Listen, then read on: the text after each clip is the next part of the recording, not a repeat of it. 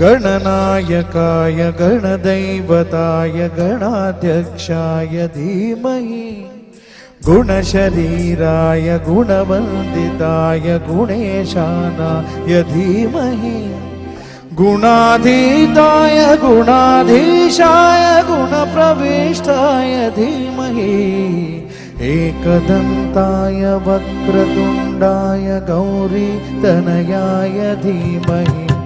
गजेशानाय भालचन्द्राय श्रीगणेशाय धीमहि एकदन्ताय वक्रतुण्डाय गौरीतनयाय धीमहि